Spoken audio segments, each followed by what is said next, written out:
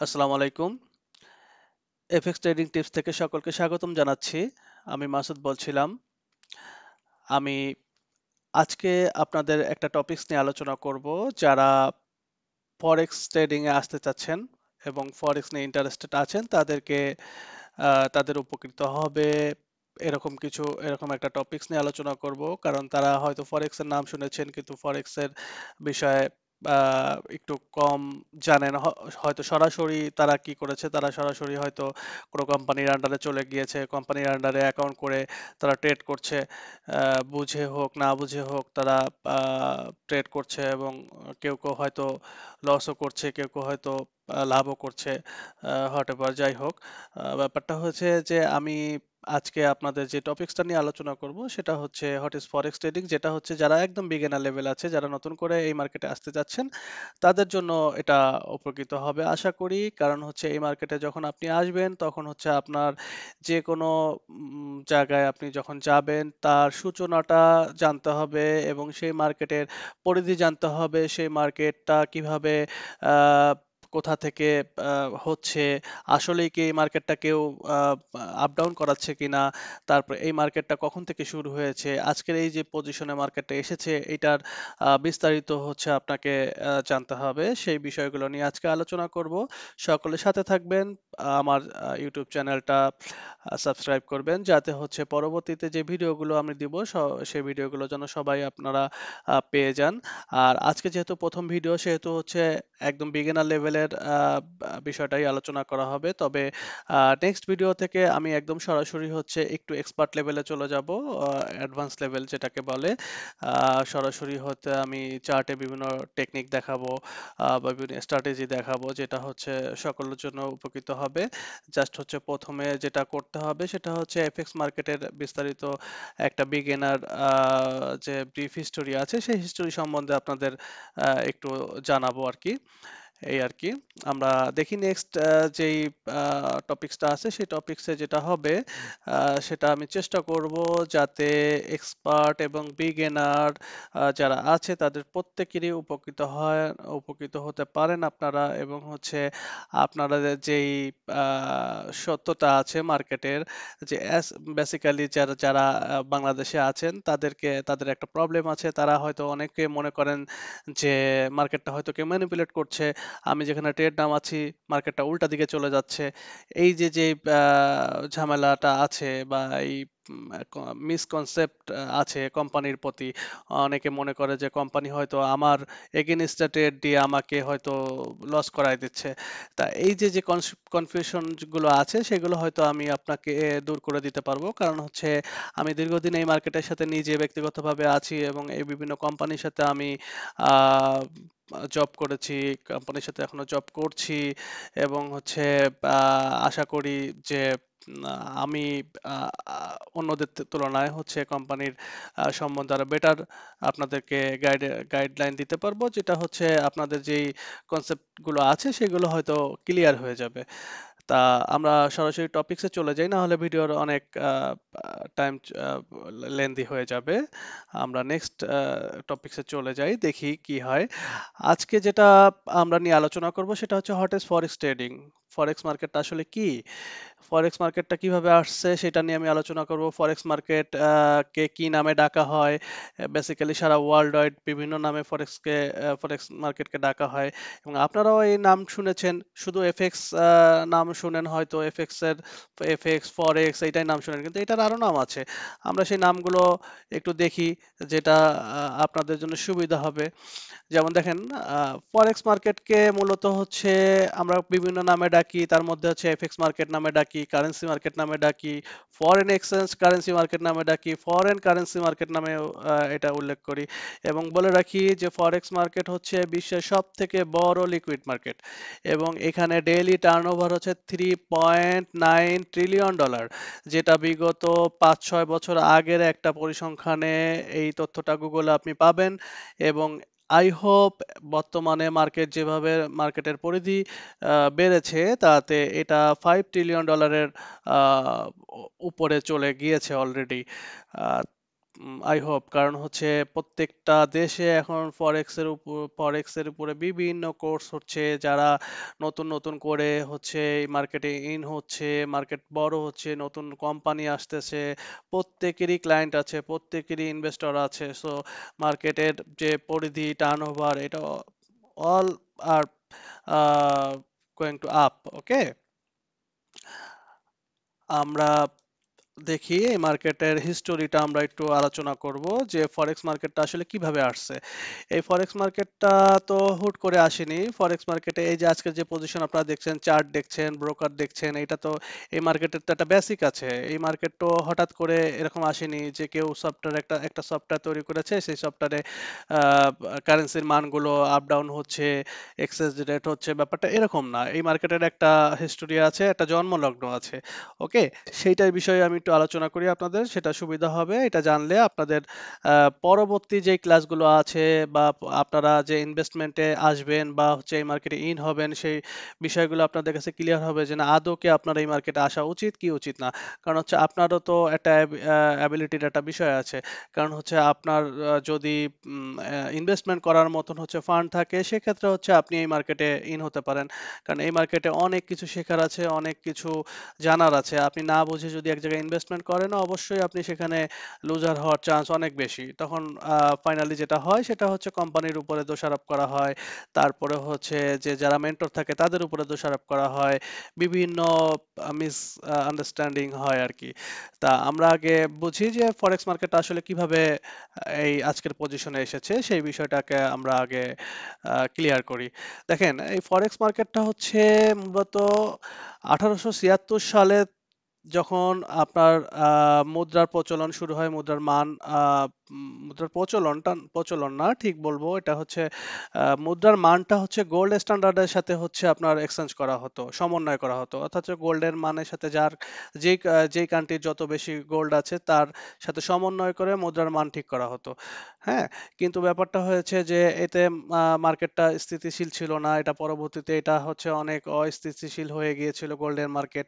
পরে দ্বিতীয় বিশ্বযুদ্ধের সময় যেটা হলো, দ্বিতীয় বিশ্বযুদ্ধের সময় ইউরোপীয় যে কান্ট্রি গুলো আছে, তারা মূলত যেটা ফেস করলো, যে প্রবলেমটা, সেটা হচ্ছে যে তাদের যখন অনেক অস্ত্র কেনার দরকার হবে, হচ্ছে, তারপরে হচ্ছে গোলাবারুদ কেনার দরকার হচ্ছে, তখন তারা ওই পর্যাপ্ত পরিমাণ গোল্ড তাদের কাছে ছিল না। যার ফলে কি হয়েছে, তারা কিন্তু ওই সময় সুন্দর মানে অনেক বেশি টাকা তারা বা কারেন্সি তারা ছাপাতে পারেনি, এবং হচ্ছে তারা তাদের কাঙ্ক্ষিত যে গোলা বারুদ বা অস্ত্র যেই ব্যাপার কেনাকাটার, এটা প্রবলেম ফেস করেছিল। যার কারণে হচ্ছে দ্বিতীয় বিশ্বযুদ্ধের পরে এটার একটা সিদ্ধান্ত বিশ্ব নিয়েছিল, সেটা হচ্ছে এমন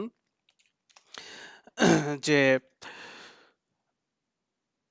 গোল্ডের সাথে তারা হচ্ছে আর বিনিময় প্রথা বা টাকার মানে মুদ্রার যে সমন্বয়টা আছে, মানে সেই সমন্বয়টা করবে না। তখন তারা সিদ্ধান্ত নিল হচ্ছে মার্কিন ডলারের সাথে হচ্ছে আহ, সমন্বয় করবে, এবং মার্কিন ডলারকেই হচ্ছে প্রাথমিক রিজার্ভ হিসাবে রাখবে, গোল্ড কেনা।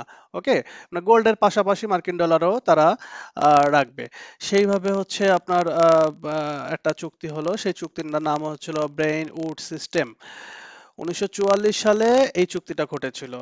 কিন্তু সাডেন যেটা হয়েছিল 1971 সালে, যেটা হয়েছিল, মার্কিন যুক্তরাষ্ট্র ঘোষণা করে যে যে গোল্ডের সাথে তারা মার্কিন ডলারের আর মানের যেই আহ, সমন্বয়, সেই সমন্বয় আর করবে না। যখন 1971 সালে মার্কিন যুক্তরাষ্ট্র এই ঘোষণাটা দেয়, তখনই হচ্ছে এই ব্রিটন উড সিস্টেম যেই চুক্তিটা ছিল, সেই চুক্তিটা তখন হচ্ছে মানে ভঙ্গ হয়ে যায় বা সমাপ্তি ঘটে আর কি। আচ্ছা, 1976 সালে বৈদেশিক মুদ্রার হার ডলারের সাথে বিনিময় বিশ্বব্যাপী গ্রহণযোগ্যতা লাভ করে। দেখেন, 1976 সালে যখন পপুলার হয় বৈদেশিক মুদ্রার সাথে যে ডলারের যে বিনিময় হারটা, এখন যেটা আমরা দেখতেছি যে অন্যান্য বৈদেশিক মুদ্রা যেগুলো আছে তার সাথে ডলারের একটা বিনিময় হার নির্ধারণ করা হয়, সেটা অনেক বেশি পপুলার হয়। এইটাই হচ্ছে মানে ফরেক্স মার্কেটের প্রথম জন্মলগ্ন বলা চলে আর কি, 1976 সালে। কিন্তু তখন কিন্তু এমন ছিল না যে ইলেকট্রনিক মাধ্যমে সবকিছু হতো, ব্যাপারটা এরকম না। ব্যাপারটা হচ্ছে যে আপনার তখন যেটা হতো, সেন্ট্রাল ব্যাংকের মাধ্যমে হয়তো এই বিনিময় প্রথাগুলো চালু ছিল আর কি। 1990 দশকের মাঝামাঝি সময়ে ইলেকট্রনিক লেনদেন শুরু হয় নাই, যেটা আমরা এখন বর্তমানে হচ্ছে ঘরে বসে কম্পিউটারে মোবাইলের মাধ্যমে আমরা প্ল্যাটফর্মের মাধ্যমে যে বিনিময়ের মাধ্যমটা দেখতে পাচ্ছি বা বিনিময় রেটটা দেখতে পাচ্ছি, এক্সচেঞ্জ রেট, সেই রেটটা 1990 সালের আগেও ইলেকট্রনিক মাধ্যমে আসেনি। 1990 সালের পর এইটা হচ্ছে প্রাইমারিলি ইলেকট্রনিক ভাবে লেনদেন শুরু হয়, অর্থাৎ হচ্ছে ইলেকট্রনিক যেই ডিভাইস গুলোর মাধ্যমে হচ্ছে এই আমরা কারেন্সি যে রেট গুলো, বিনিময় রেট, এগুলো হচ্ছে আমরা 1990 সালের পরে মূলত দেখতে পাই। তো এইভাবে হচ্ছে আপনার ফরেক্স মার্কেটটা আজকের এই পজিশনে এসেছে, এবং এখানে কিন্তু মূলত যেটা হয় যে আপনি কিন্তু ডিরেক্ট হচ্ছে আপনি ইউরো কিনতেছেন না, ডিরেক্ট হচ্ছে আপনি ডলার কিনতেছেন না। আপনাকে এখানে যেটা করতে হয়, আপনার এক্সচেঞ্জ রেটের উপরে হচ্ছে আপনাকে ট্রেড করতে হয়, অর্থাৎ হচ্ছে যে আপনি একটা কারেন্সির সাথে আরেকটা কারেন্সি যে বিনিময় রেট, অর্থাৎ এক্সচেঞ্জ রেট, সেই রেটের উপরে আপনাকে বাই সেল করে আপনাকে প্রফিট করতে হয়। সেই ক্ষেত্রে আপনার অ্যানালাইসিস যতটা সুন্দর হবে, যতটা নিখুঁত হবে, ততটা আপনার প্রফিট করার পসিবিলিটি এখানে বেশি। কিন্তু আপনার যদি এখানে এমন হয় যে আপনি না বুঝে শুধু মার্কেটটা দেখে আপনার মনে হচ্ছে যে মার্কেট আজকে উপরে যাবে বা এখন ডাউন হবে, এটার উপরে বেস করে যদি আপনি ট্রেড করেন, সেক্ষেত্রে আপনার এই মার্কেটে টিকে থাকা সো টাফ হয়ে যাবে। সেক্ষেত্রে আমি বলবো যে এটা আপনারা কখনোই করবেন না। এটা অবশ্যই আপনাকে ভালো বেসিক নলেজ নিয়ে এবং হচ্ছে কোন কোন সোর্সের থেকে আপনি এই নলেজগুলো নিতে পারেন সেই সোর্স সম্বন্ধে আপনাকে জেনে সেখানে অ্যানালাইসিস করে তারপরে একদম শিওর ভাবে আপনি হচ্ছে এই মার্কেটে ইন হবেন বা ট্রেড নামাবেন আর কি। আচ্ছা, এই মার্কেটে দেখেন যেটা হয়, এখানে কোনো সেন্ট্রাল মার্কেট প্লেস নাই। সেন্ট্রাল মার্কেট প্লেস বলতে হচ্ছে, দেখেন বাংলাদেশে ডিএসসি আছে, শেয়ার মার্কেট, এই শেয়ার মার্কেটে একটা সেন্ট্রাল মার্কেট প্লেস আছে, অর্থাৎ ডিএসসি থেকে যেই সিদ্ধান্তগুলো হয় সেই সিদ্ধান্তগুলোর উপরে কিন্তু মার্কেটের একটা প্রভাব পড়ে, এবং সেইখানে হচ্ছে নিবন্ধিত হতে হয়। তারপরে হচ্ছে সেখানে আপনাকে ট্রেড, সেখানে নিবন্ধিত হওয়ার পরে মানে ওখান থেকেই আপনার সিদ্ধান্তগুলো হয়, এবং একটা সেন্ট্রাল মার্কেট প্লেস যেটাকে বলে, একদম কেন্দ্রীয় মার্কেট প্লেস। এই ফরেক্স মার্কেটে আপনাকে যেই সুবিধাটা দিবে, এখানে কোনো সেন্ট্রাল মার্কেট প্লেস নাই, অর্থাৎ হচ্ছে কোনো নির্দিষ্ট কোনো মার্কেট প্লেস নাই যেখান থেকে এই ফরেক্স মার্কেট নিয়ন্ত্রিত করা হয়। আপনার যে ধারণাটা ছিল যে হয়তো কোম্পানি আপনাকে আপনার ট্রেডটা এগেনস্টে নিয়ে যাচ্ছে বা আপনাকে লস করায় দিচ্ছে, ব্যাপারটা এরকম না। দেখেন, কোম্পানি হচ্ছে মিডলম্যান। কোম্পানি আপনাকে এবং হচ্ছে লিকুইডিটি প্রোভাইডার অথবা ফার্স্ট ইয়ার ব্যাংক, তার সাথে হচ্ছে আপনার কানেক্ট করা দিচ্ছে। মাঝখানে কোম্পানি যেটা করতেছে সেটা হচ্ছে কোম্পানি আপনাকে কিছু চার্জ করছে, অর্থাৎ আপনার কাছ থেকে আপনার প্রতি ট্রেডে হয়তো কমিশন নিচ্ছে, আপনার প্রতি ট্রেডে হয়তো স্প্রেড নিচ্ছে, এইটাই কোম্পানির হচ্ছে লাভ। এখন কোম্পানি এখানে যেটা করে, কোম্পানির সাথে দেখবেন যে কোনো কোম্পানিতে কমিশন কম, কোনো কোম্পানিতে কমিশন বেশি, কোনো কোম্পানিতে হচ্ছে স্প্রেড কম, স্প্রেড বেশি।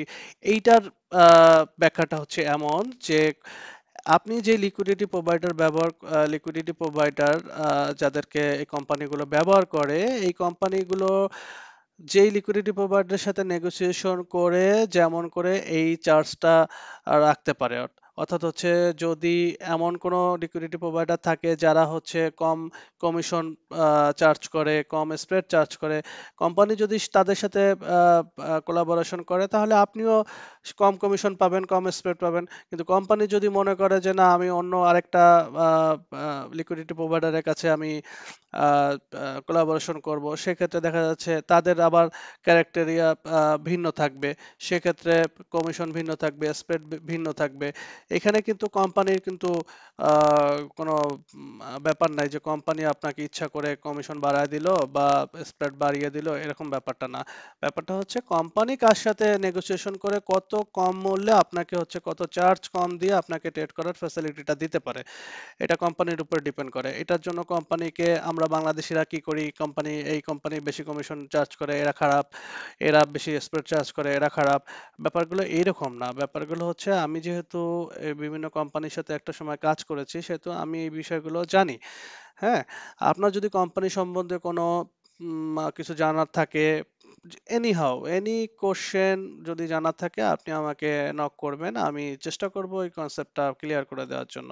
তা যেটা বলছিলাম যে ফরে ওয়ার্ল্ডের দেখেন গুরুত্বপূর্ণ কিছু ট্রেডিং সেন্টার আছে, কিন্তু এগুলো সেন্ট্রাল মার্কেট প্লেস না।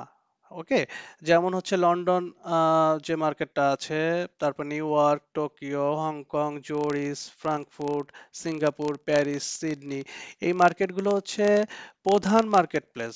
অর্থাৎ হচ্ছে এই মার্কেটগুলোতে যখন লেনদেন শুরু হয় তখন হচ্ছে ফরেক্স মার্কেট একটা প্রভাব পড়ে, কারণ হচ্ছে আপনি জানেন যে সব কারেন্সি দিয়ে কিন্তু ইন্টারন্যাশনাল যে বাণিজ্য আছে সেই বাণিজ্যগুলো কিন্তু সব কারেন্সি দিয়ে হয় না। সেক্ষেত্রে কিছু মেজর কারেন্সি থাকে যেই কারেন্সিগুলোর হচ্ছে ইন্টারন্যাশনাল লেনদেনগুলোতে বেশি ইউজ করা হয়। সেক্ষেত্রে লন্ডন এক্সচেঞ্জ যখন শুরু হবে তখন অবশ্যই ওইখানে লেনদেনটা একটু বেশি হবে, নিউ ইয়র্কের একটু বেশি হবে।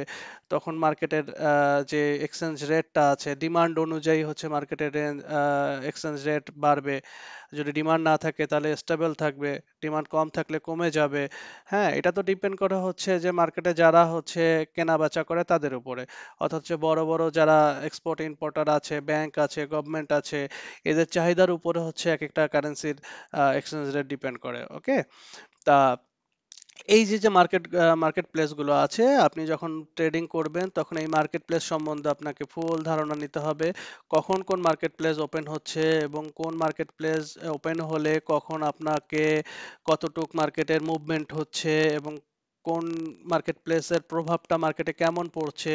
এবং ওই প্রত্যেকটা মার্কেট প্লেস যখন ওপেন হয় তখন কিছু ফান্ডামেন্টাল নিউজ থাকে। সেই ফান্ডামেন্টাল নিউজগুলো কোন সাইডে দেখা যায় সেই সাইডে যায় আপনি দেখবেন আগে যে এই লন্ডন সেশনে কোন কোন নিউজ আছে, এবং সেই নিউজ বড় মাঝারি আইটেমের নাকি একদম হাই নিউজ, এগুলো দেখে তারপর হচ্ছে আপনি সিদ্ধান্ত নেবেন।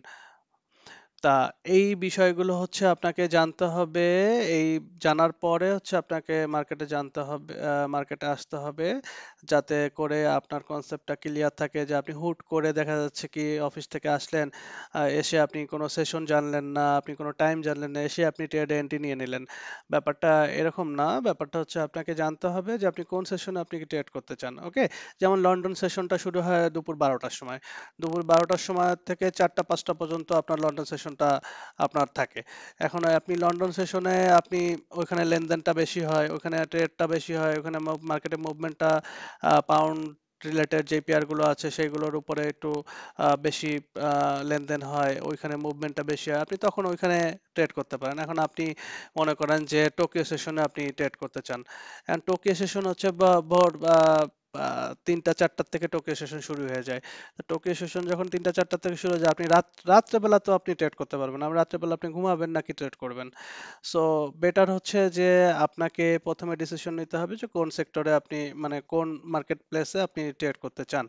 এগুলো আমি ডে বাই ডে আপনাদেরকে গাইড করব, এবং হচ্ছে সর্বোচ্চ চেষ্টা করব যে হচ্ছে আপনাদেরকে আহ, একদম রিয়েল যে ট্রেডিং এর যে ইয়েটা আছে, ফর্মুলাটা আছে সেটা আপনাদের জানানো। অনেকে দেখা যাচ্ছে কি যে ধরা বাঁধা যে আপনার নিয়মটা আছে, একদম নিয়ম মেনে আপনাকে হয়তো রুলস রেগুলেশন দিয়ে দিবে, সেইভাবে আপনাকে ট্রেড করতে হবে। ব্যাপারটা এর বাইরেও কিছু বিষয় আছে। হ্যাঁ, যেমন আপনাকে ফর এক্সাম্পল দেই, ধরেন আপনি একজনের কাছ থেকে সিগন্যাল নিচ্ছেন। এখন সে সিগন্যাল দিল তার একটা স্ট্র্যাটেজি করে সে সিগন্যাল দিল, কিন্তু এই সিগন্যালটা ইউজ করতেও আপনার জানতে হবে যে কিভাবে এই সিগন্যালটা আমি ইউজ করব। হ্যাঁ, কত টাইম আপনি হোল্ড করে রাখবেন, কত পার্সেন্ট আপনি নিবেন। ওকে, কারণ আপনি লাইভ ট্রেড করছেন, একজন বলল সেল, আপনি সেল নিলেন, কিন্তু এই ট্রেডটার আপনি কত পার্সেন্ট নেবেন তার একটা নিজস্ব ক্যালকুলেশন আপনার থাকতে হবে। যেমন আমি বেসিক্যালি যেটা করি সেটা হচ্ছে যে আমি 70-80% যদি আমার অ্যানালাইসিস যদি হিট করে, আমি মনে করি ওইটা 100% হিট করেছে। আমি ওখানে চাইলে আমি ওখানে ক্লোজ করে দিতে পারি, অথবা হচ্ছে ভলিউম আমি কমাই দিতে পারি। আমি রিস্ক ফ্রি থাকার চেষ্টা করি। এমন ব্যাপার আছে যে দেখা যাচ্ছে কি যে আমি এক এক জায়গায় স্টপ লস দিলাম বা এক জায়গায় টেক প্রফিট দিলাম, আমার টেক প্রফিটটা ওইখানে নাও খেতে পারে, কিন্তু আমি দেখতেছি যে আমার 100 পিপসের আমার একটা টেক প্রফিট আছে, আমার 70 পিপস হয়ে গেছে। আমি কিন্তু ওখানে চেষ্টা করি যে ওখান থেকে ভলিউম কমায় দেওয়ার জন্য, অথবা ট্রেডটা আমি ওখান থেকে এক্সিট হওয়ার জন্য।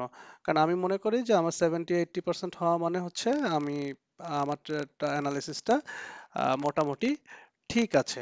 তো এরকম কিছু বিষয় আছে যে বিষয়গুলো হচ্ছে আপনাকে প্রথমে জানতে হবে এবং টেকনিক শিখতে হবে, এবং সবচেয়ে বড় বিষয় হচ্ছে আপনাকে যেটা করতে হবে সেটা হচ্ছে আপনাকে নিজেকে কুল থাকতে হবে, এবং হচ্ছে আপনাকে এই মার্কেটটা তো সাইকোলজিক্যাল একটা মার্কেট। আপনাকে প্রতিনিয়ত আপনাকে সামনে অজস্র সুযোগ দিবে।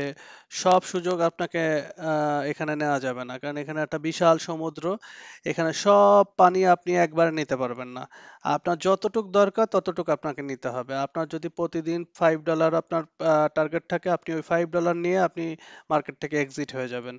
হ্যাঁ, কেন মার্কেট তো এখানে ট্রিলিয়ন ডলারের মার্কেট, আপনি তো একাই $1 ট্রিলিয়ন আপনি নিয়ে নিতে পারবেন না এখান থেকে।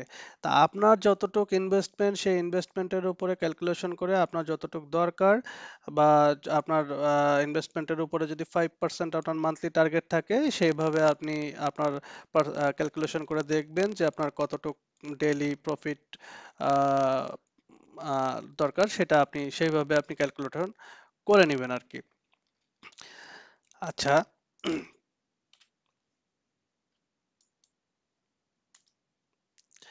আচ্ছা, এই মার্কেটে কারা ট্রেড করে? আমরা এতদিন জানি যে এই মার্কেটে শুধুমাত্র রিটেল ক্লায়েন্ট ট্রেড করে, অর্থাৎ হচ্ছে রিটেল ক্লায়েন্ট বলতে হচ্ছে আমরা, আপনি আমি ট্রেড করি, আর কেউ এখানে ট্রেড করে না। ব্যাপারটা এরকম না। ফরেক্স মার্কেটে ট্রেড করে হচ্ছে ব্যাংক ট্রেড করে, কোম্পানিজ ট্রেড করে, সেন্ট্রাল ব্যাংক ট্রেড করে, হেজ ফান্ড ট্রেড করে, ইন্ডিভিজুয়াল ট্রেড করে, ইনভেস্টর ট্রেড করে, রিটেল সর্বোপরি রিটেল ট্রেড। না, আমরা হচ্ছে সর্বশেষ, আপনি আমি, আমাদেরকে বলা হচ্ছে রিটেল ট্রেড। কোনো কোনো ব্রোকার আছে যারা রিটেল ট্রেডারদের নেয় না, তাদের কাছে অ্যাকাউন্ট খোলা যায় না, companies account, only companies account, only hedge fund, only হচ্ছে ইনভেস্টর, তারা ওখানে ট্রেড করতে পারে, এবং সেখানে হিউজ পরিমাণ ফান্ডের দরকার হয়। তা কোম্পানি, এই যে যে আমাদের যে ব্রোকারগুলো আছে, যে কোম্পানিগুলো আছে, এই কোম্পানিগুলো তো মূলত হচ্ছে আপনাকে রিটেল ক্লায়েন্টের জন্য এই ট্রেড করার জন্য সুযোগ করে দেয়। প্ল্যাটফর্ম দিয়ে লিকুইডিটি প্রোভাইডারের কাছ থেকে কোলাবোরেশন করে প্ল্যাটফর্ম নিয়ে আপনাদেরকে লিকুইডিটি প্রোভাইডার এবং হচ্ছে আহ, আপনাকে আমাকে হচ্ছে কানেক্ট করায় দেয়, যে যার কারণে হচ্ছে আমরা ট্রেড করতে পারি। ওকে, ব্যাংকগুলো কি করে দেখেন, ব্যাংকগুলোর কিন্তু সব সময় কারেন্সির এক্সচেঞ্জ করতে হয়। অর্থাৎ হচ্ছে কোনো ব্যাংকের যদি আপনার কারেন্সি শর্ট পড়ে, ডলারে শর্ট পড়ে, সে কিন্তু অবশ্যই অন্য কোনো সেন্ট্রাল ব্যাংকের থেকে, অন্য কোনো দেশের সেন্ট্রাল ব্যাংক থেকে কারেন্সি এক্সচেঞ্জ করবে। তা এখানে ও যখন ব্যাংকগুলো ট্রেড করে, তখন কিন্তু আপনার আমার মতন করে এরকম প্ল্যাটফর্মে ট্রেড করে না। তারা কিন্তু হয়তো সরাসরি ট্রেডগুলো করছে। যখন একটা ব্যাংকের হিউজ পরিমাণ ডলারের দরকার হয়, মনে করেন বিলিয়ন বিলিয়ন ডলারের দরকার হচ্ছে, তখন যখন ডলার কিনতেছে, ডলারের দাম কিন্তু অটোমেটিক্যালি ডলারের ডিমান্ডটা বেড়ে যাচ্ছে। তো এরা যখন ট্রেড করে তখন মার্কেটের একটা প্রভাব পড়ে। কোম্পানিজগুলো কি করে, কোম্পানিগুলোর যখন এক্সপোর্ট ইম্পোর্টের ব্যাপার থাকে, তখন তারা ডলার দিয়ে তারা হচ্ছে এক্সপোর্ট ইম্পোর্ট করে, বা অন্য যে মেজর কারেন্সি আছে সেগুলোর মাধ্যমে করে। এরা যখন এক্সচেঞ্জ করতেছে, তখন মার্কেটের উপরে একটা প্রভাব পড়ে। তারা তো আর $1 $2 আপনার আমার মতন করে $100 $200 দিয়ে কিন্তু ট্রেড করছে না। তারা কিন্তু হয়তো মিলিয়ন ডলারের তারা ট্রেড করছে। সেন্ট্রাল ব্যাংক যেগুলো আছে, সেন্ট্রাল ব্যাংকও সেম। হ্যাঁ, সেন্ট্রাল ব্যাংকও হচ্ছে যখন এদের প্রয়োজন হয়, তারা অন্য সেন্ট্রাল ব্যাংক থেকে হচ্ছে আপনার আহ ডলার কিনছে, বা অন্য কারেন্সি কিনছে, বিক্রি করছে। কেউ হয়তো বিক্রি করছে, কেউ হয়তো কিনছে। তা এদের যে লেনদেনটা, এই লেনদেনটা তো $1 $2 ব্যাপার না, হাজার হাজার ডলারেরও ব্যাপার না, এখানে লাখ লাখ ডলারের ব্যাপার থাকে। তো এরা যখন ট্রেড করছে, বা এরা যখন কোনো একটা সেন্ট্রাল ব্যাংকে ডলার কিনছে বা বিক্রি করছে, তখন হিউজ একটা ফান্ড কোনো জায়গায় যাচ্ছে, অথবা কোনো কোনো ব্যাংকে আসতেছে। তো এই লেনদেনগুলো যখন হয়, তখন এই মার্কেটের রেঞ্জও, মানে এক্সচেঞ্জের যে রেটটা, মুভমেন্টটাও বেড়ে যায়। ওকে, যদি মনে করেন ডলার, সব সেন্ট্রাল ব্যাংক যদি ডলার কেনে, তাহলে ডলারের দাম অবশ্যই বেড়ে যাচ্ছে। অন্যান্য অন্যান্য যে কারেন্সি আছে, সেই কারেন্সির রেটটা তুলনামূলকভাবে কমে যাচ্ছে। তা আপনাকে যেটা করতে হবে সেটা হচ্ছে যে এই bank, company, central bank, hedge fund, individual investor, এরা যখন মার্কেটে ট্রেড করে, এরাই মূলত হচ্ছে মার্কেটটা মুভমেন্ট করায়। আপনাকে যেটা করবে, আপনি যেহেতু রিটেল ক্লায়েন্ট, ছোট ক্লায়েন্ট, সেহেতু হচ্ছে আপনাকে যেটা করতে হবে, আপনি আমি ট্রেড করে মার্কেটের কখনোই আপে নিয়ে যেতে পারবো না, কখনোই হচ্ছে ডাউনে নিয়ে আসতে পারবো না। আপনাকে আমাকে যেটা করতে হবে যে এই ব্যাংকগুলো যখন একটা ট্রেড করছে, ব্যাংকগুলো যখন মুভমেন্ট করাচ্ছে আপ ট্রেন্ডে, ধরেন আপ ট্রেন্ডে মুভমেন্ট করাচ্ছে, আমাকে কি করতে হবে, ওই ব্যাংক যেখানে ট্রেড করছে, যেদিক থেকে নিয়ে আপ ট্রেন্ডে যাচ্ছে, মানে ওইখানে কোনো হেজ ফান্ড কোম্পানি এরা সেই কারেন্সিটা কিনছে বিধায় হচ্ছে দাম বাড়ছে। আপনাকে আমাকে যেটা করতে হবে, ওদের সাথে সাথে আপনাকে ট্রেড নামাতে হবে, ওদের এগেইনস্টে ট্রেড নামানো যাবে না। কারণ ওরা মিলিয়ন মিলিয়ন ডলার হয়তো ট্রেড করছে, আপনি $1 $2 বা $100 $500 দিয়ে আপনি ওদের এগেইনস্টে যায় কখনোই আপনি লাভ করতে পারবেন না। আমাদের যে প্রবলেমটা হয় সেটা হচ্ছে, আমরা যেটা করি সেটা হচ্ছে ওদের এগেইনস্টে চলে যাই। এখন মনে করেন যে বর্তমানে ডলারের চাহিদা অনেক। এখন এই ডলারের চাহিদা হুট করে কি আজকে বাড়লো, কালকে কি কমে যাবে? অবশ্যই না। যখন একটা জিনিসের চাহিদা হয়, সেটার একটা নির্দিষ্ট টাইম পর্যন্ত চলতে থাকে। হয়তো কোনো বড় কোনো আনসার্টেন কোনো কিছু না হলে আহ, এরকম কোনো কারেন্সির মান ডাউন হয় না। হয়তো যুদ্ধ বেঁধেছে, ভূমিকম্প হয়েছে, প্রাকৃতিক ন্যাচারাল যে বিষয়গুলো থাকে, অথবা কোনো দেখা যাচ্ছে যে অর্থনৈতিক কোনো কোলাপস হয়েছে, সেক্ষেত্রে হচ্ছে আপনার কারেন্সির মান আপ ডাউন করে। এখন দেখা যাচ্ছে একটা ক্যান্ডেল আপে চলে যাচ্ছে, মানে মার্কেটটা আপে যাচ্ছে, আপনি চিন্তা করছেন অনেক উঠে গেছে এখন নেমে যাবে। ব্যাপারটা এরকম না, কারণ আচ্ছা আপনি মনে করতেছেন ট্রেডিংটা, ওই ক্যান্ডেলটা হয়তো নেমে যাবে, কিন্তু ওই যে ব্যাংকটা বা সেন্ট্রাল ব্যাংক কোম্পানি যারা ডলার কিনছে, তারা হয়তো চিন্তা করছে না আমার এই ডলারে হবে না, আমার আরো অনেক ডলার লাগবে, তারা হয়তো আরো 3 দিন ধরে ডলার কিনেছে, 3 দিন ধরে মার্কেটটা আপে গেছে। আপনি কিন্তু 2 দিন আগে কিন্তু ওদের এগেনস্টে যে বসে আছেন, ওরা ওই দুই 2 দিন ধরে যে ডলারটা কিনেছে, তার ভিতরে আপনার ফান্ড শেষ। তা এই বিষয়গুলো হচ্ছে মাথায় রাখবেন, যে মার্কেটের ট্রেন্ডটা ফলো করবেন, যে এখানে মার্কেটটা যেদিক যায় আপনি চেষ্টা করবেন মার্কেটের ট্রেন্ড ফলো করে ট্রেড করার, এবং হচ্ছে মার্কেটের এগেনস্টে ট্রেড করা যাবে না। এই ট্রেন্ড ফলো করা, তারপরে হচ্ছে বিভিন্ন স্ট্র্যাটেজি ফলো করা, মানি ম্যানেজমেন্ট করা, এই যে যে বিষয়গুলো আছে, এর বিভিন্ন ট্রিক্স আছে। এই ট্রিক্সগুলো আমি নেক্সট ভিডিওতে অন বাই অন আপলোড করব আপনাদের। আপনারা সবাই সাথে থাকবেন, আশা করি এফএক্স ট্রেডিং টিপস এই চ্যানেলটা অনেক আপনাদেরকে হেল্পফুল হবে, আপনাদের আপনাদের ট্রেডিং এক্সপিরিয়েন্সটাকে আরো বেশি ভালো করবে। আমার রিকোয়েস্ট হচ্ছে আপনারা সবাই সাথে থাকবেন, যাতে করে আমি আরো মোটিভেটেড হই যে আপনাদেরকে ভালো ভালো ভিডিও দেওয়ার জন্য।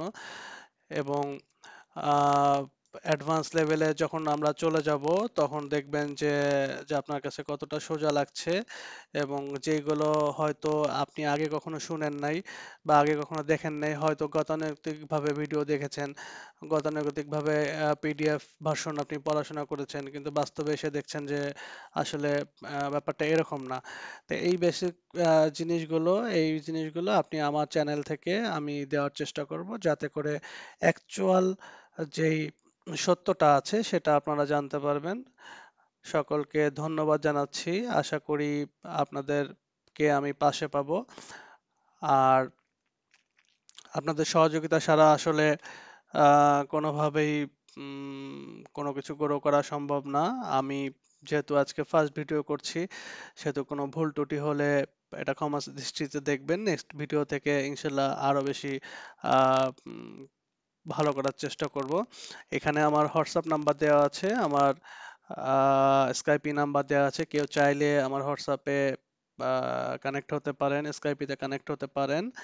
আমি যদি কোনো সাজেশন থাকে সেই সাজেশন আমাকে দিতে পারেন, এবং হচ্ছে কোন বিষয়ের উপরে ভিডিও আপনারা চাচ্ছেন সেটাও আমাকে জানাতে পারেন। আমি চেষ্টা করব সেই ভিডিওগুলো আপনাদের জন্য তৈরি করে দেওয়ার জন্য, এবং হোপফুলি যেটা করার ইচ্ছা সেটা হচ্ছে প্রতি উইকে অ্যাটলিস্ট 3টা করে ভিডিও আপনাদের কে দেওয়ার চেষ্টা করব। সবাই দোয়া করবেন আমার জন্য। আল্লাহ হাফেজ। সবাই ভালো থাকবেন।